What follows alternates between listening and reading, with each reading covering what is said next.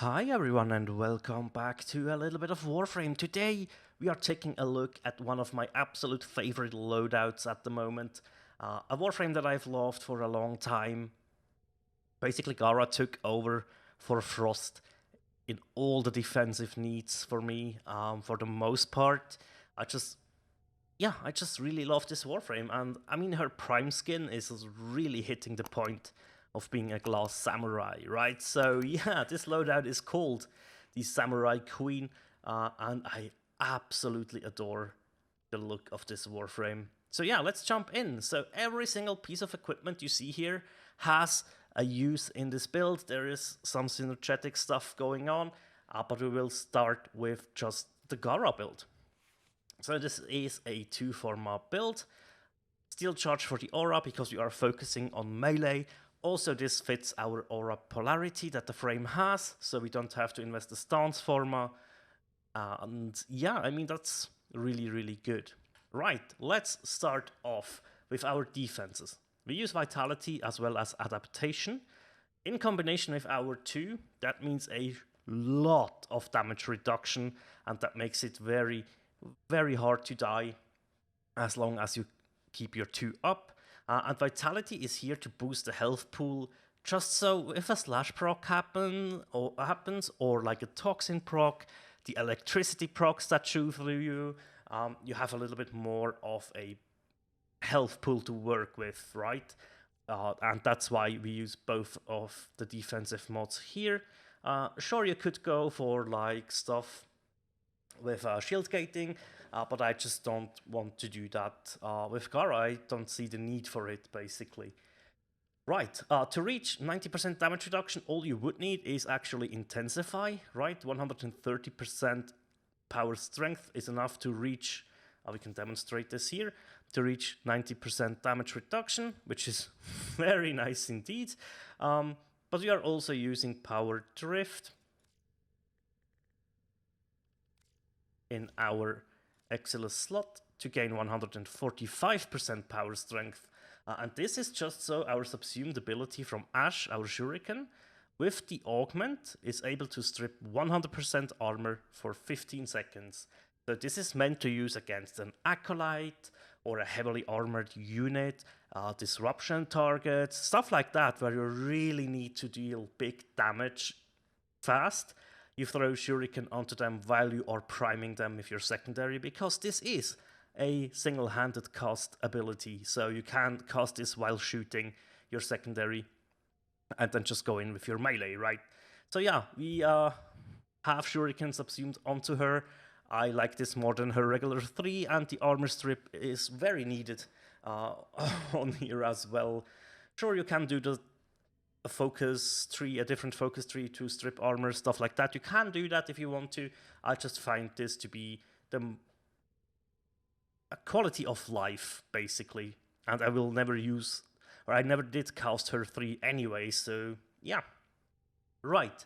To be able to have our 2 up for 42 seconds, we are using Narrow-Minded as well as Primed Continuity, right? To reach 194% duration. So that's very comfy. That's like 42 seconds where you don't have to worry about your 2, which is very nice. I'm using Fleeting Expertise as well, just to make it so easy to cast stuff. You don't have to. You could basically throw Flow into here if you wanted to, right? Sure, you will lose a little bit of efficiency, and this will make it harder in the beginning, right?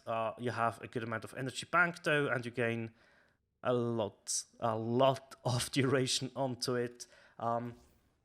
So yeah, I just like to use fleeting to be safe in that regard.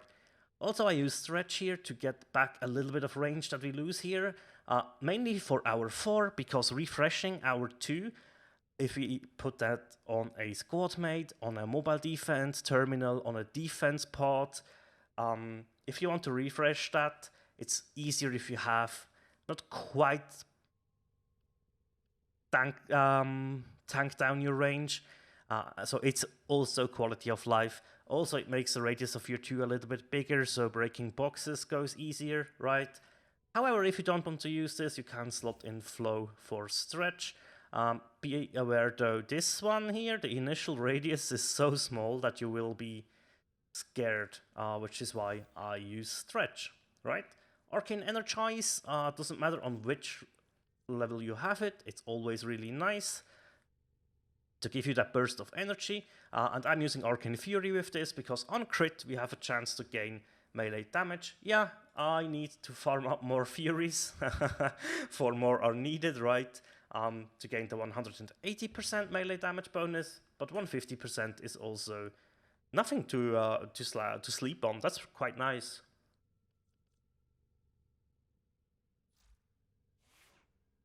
That rounds out Gara. Let's move on to the primary. It doesn't matter which primary you are using. All you really care about is having primary dexterity on max rank, because the bonus on max rank is 7.5 seconds combo duration. That's really nice. And the holster speed helps with priming and melee quite a bit, right, for the playstyle. Other than that, it doesn't really matter. You don't have to have a full build or anything. I like to use Amalgam's Oration on here for some sprint speed, but yeah, basically you could have a blank gun with an arcane slot there. Secondary, this one matters a lot. This is the primer setup I use for the Kuwanukor. The most important thing, again, is using secondary dexterity this time around. Another 7.5 seconds of combo duration and the holster speed. Really nice. Also, this is able to dish out 4 different status effects, which is very nice, because on our melee we are using condition overload, right? You can see how we have a green number here that ups our damage. That's from the aura from our Warframe. So yeah, our base damage goes up by 60%, and you can see that here. Condition overload, 80% melee damage per status type affecting the target. If we get all 4 of them out, yeah, 240% more damage. So very nice to use with a priming setup. I like to use Blind Justice. If you want to use another stance, feel free to do so. All the stance mods have the correct polarity, or all the ones that I have at least. But yeah, I really like Blind Justice for just the regular quick combo here. Also the forward combo, not the blocking one, but this one, the forward plus melee combo, can be very nice as well. Other than condition overload, what are we using for damage? Preferably a primed smite mod on max rank. I don't have this one ranked, as well as it's the only melee primed fraction mod that I have. But yeah, you can't just throw in your normal one. The 30% is still noticeable and decent to use. Other than that, we are going for utility, right? We want primed reach to patch up some range. Sure, I need to level this one up at some point, but that will mean I will have to invest a lot of Forma across a lot of weapons once I max this mod out. Right, we use Blood Rush for crit chance with combo multi, as well as Weeping Wounds for the status chance per combo multiplier. We reach 12x combo really fast on this build because A, we are using Quickening, right? The 40% attack speed is nice. I feel it's all we need. You could throw in Berserker Fury on that if you want to go to 70%.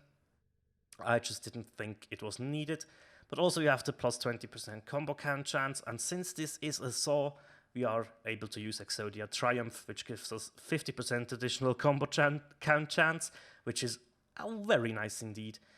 Other than that, Organ Shatter for the crit damage, that's very important, and Cornus Mandible for more slash as well as status chance. So that is the setup on here.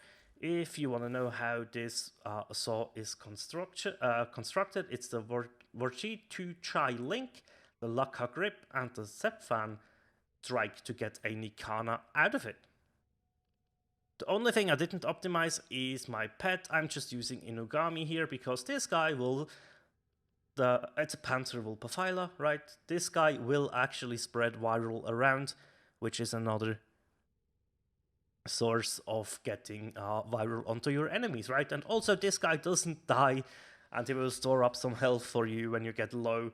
So Yeah, I love this pet. It comes back to life, and that's always very good, right? But yeah, that's it for the loadout. I am using Cyneric right now for Wellspring to get an initial burst of energy, to be able to cast everything, right?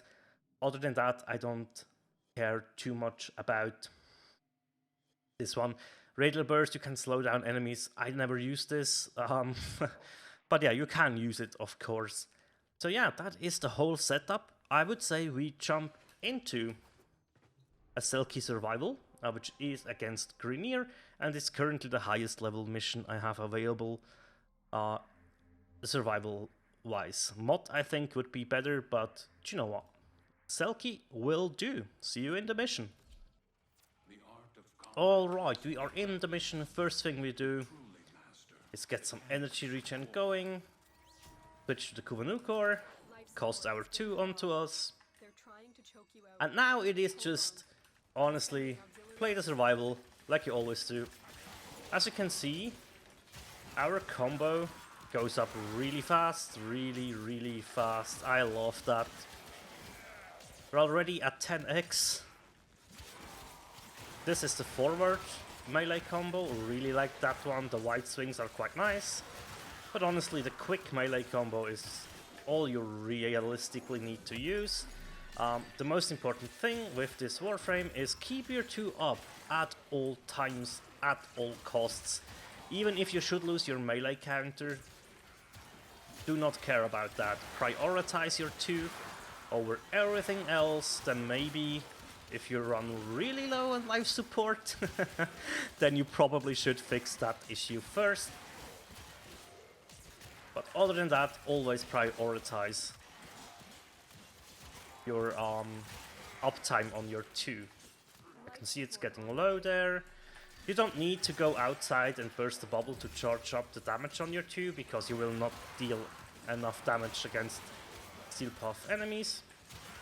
So no worries there, you can just cast your 4, stand inside it and leave it up for them to bang their heads against, right? You don't have to manage that quite a bit. All you care about is managing the timer. There we go. So the gameplay loop itself, quite easy, right? You saw there was a slash proc happening. We did get a little bit of healing from our operator, or we can get that if we want to. There we go, because the arcane we are using on the operator, which I need to switch back around. See, the slash proc really did eat at our health there, and that is the reason why we are using not only adaptation but also vitality on this, right? You can really see how these slash procs are eating through our health. And yeah, that was just a perfect demonstration for why I chose to run with Vitality on top of Adaptation. In a Star Chart mission or even a sortie, I would not bother, I would just use Adaptation on its own, that's all.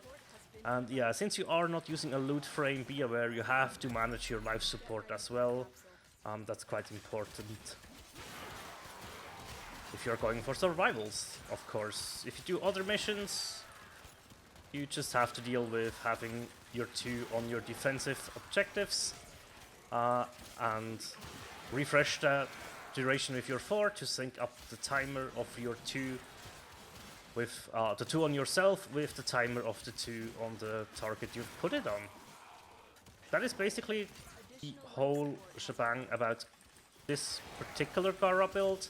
Once the Acolyte will spawn in, we can talk about why we subsumed Shuriken and why it can be such a good thing to have on here.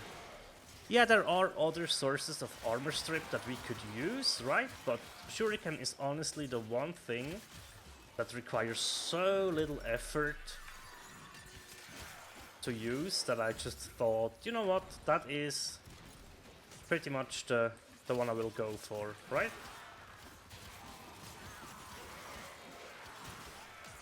If you have other sources of armor strip, I mean, you can use that for sure, right? This is just honestly the build I'm running. I do enjoy this one quite a bit, not gonna lie. So I thought I would share this with us. I'm not always just sharing the Zero Forma builds, although I feel like that is a very important part of my whole channel. Sometimes I would like to share the loadouts I use for the higher end stuff, right? Where did the acolytes... Oh, behind us. Okay, let's make sure. Level 2. There he is. Throw down your 3 at him and there we go. Acolyte dealt with, right? I mismanaged my life support though, so that is something we need to take care of right now. If you want to stay safe during that, you can grab this with your operator, which is what I usually do. Oh, that's not good. There we go. Good, we did not lose our combo. We probably will lose it at some point, but that's okay. As you saw, we were really quick in refreshing that. There we go. I definitely want Magus lockdown back on my operator for the steel path, because it makes it so easy to crowd control enemies, right? So yeah. There we go. That was a good, hefty damage number that you saw there, and that was because I used my shuriken to strip the armor, right? So whenever you see a heavy unit and you're like, will I have enough damage? Throw shuriken at them and you will be sure to have enough damage, right? I honestly really like the subsume of shuriken. I let my 2 run out, and you saw how fast my health points were dropping, right? So yeah, it just goes to show just how insanely important your 2 is for your survivability. There we go. Maybe don't choose such a bright red for your Kumanukor energy color. Makes it quite hard to see, I guess. Just because it's... I like the red as energy on the Gara setup currently. I think it does fit the look quite nicely, which is why I'm using it. Because I just copied my Warframe colors onto the Kumanukor. And basically all the weapons. I want to have my combo counter going. There we go. Now we worry about life support. Don't do this to me, thank you. Worry about life support. As you can see, I lost my 2 because of that. But we kept our combo counter. Yeah, that's the biggest issue in survival. As I said, you're not using a loot frame. So yeah, it's definitely a bit harder to keep life support going. Also, depends a little bit on the room that you're in and how many kills you can get, right? Because if they drop a good amount of life support modules, you don't have to be as fixated on the capsules. But yeah, it's just... this playstyle is quite active from the get-go, and having life support to deal with just adds yet another layer of stuff. See, here the Eximus unit, we stripped the armor because those guys are always quite chunky, right? And that's nothing we want to deal with right now. We want to have those guys killed fast. There we go. So yeah, whenever you see a target that you think, uh-oh, that one's really tough, like a napalm for example. This one died fairly quickly, so probably a bad example. We must have had all the status on him that we needed to eradicate him. There we go. You can see the Acolyte is here. Cast our 3 onto him. Or her, I guess it's violence. I missed my 3. But even without my 3, you can see, even without the armor strip you saw, that was a good amount of damage. Coming from condition overloads. and the Slash procs, of course.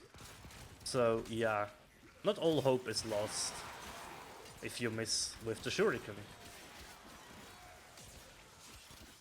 Still respectable, decent damage. There we go, 1 million if we armor strip the heavy gunner while on 12x multi, right? So yeah, there is a napalm over here, so let's strip the armor of that guy. Boom. Bombard, kaboomy.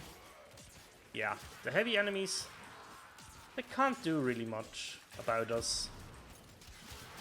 That's good. I need to recast my 2. I let it run out, and it got scary really quickly, right? And that's just how this goes. So this is why I said you want to manage your timer very well. Yeah, but that's also where the additional duration comes in clutch, right? Go. We will leave at 10 minutes. We killed 2 acolytes, which is perfectly fine by me. And yeah, there we go. Gave us 400 endo, which is nice. We will kill that Eximus unit though, for the fun of it, and because they can be a little bit of grief. But yeah, that is how you can turn Gara into a melee frame that can armor strip. And yeah, very good build for Steel Path. Really enjoy it so far. As I said, haven't tested it in the endurance side of things, but that's a-okay with me. This will get you through the whole Steel Path if needed, for the most part. This build definitely will not be able to do certain missions, but I use this to kill Kayla the Fame on the Steel Path, right? I use this all the way up here. The last, or one of the biggest boss fights, right? And I just used this build with this setup, and it worked out like a treat. But yeah, that is basically everything about Gara. And if you are starting out in the Steel Path, you don't have the arcanes yet, right? What you would do is just drop Carni's Mandible and use Drifting Contact instead, right? That's 10 seconds combo duration and a little bit of status chance instead of 90% slash and status chance, right? So you would slot this one in and you will be fine with that. So yeah, that is what you would do if you don't have all the arcanes farmed up yet for your primary and secondary, right? Easy fix, and that should get you started. So yeah, I hope you have enjoyed the Samurai Queen loadout. Thank you very much for watching, and as always, take care. Bye.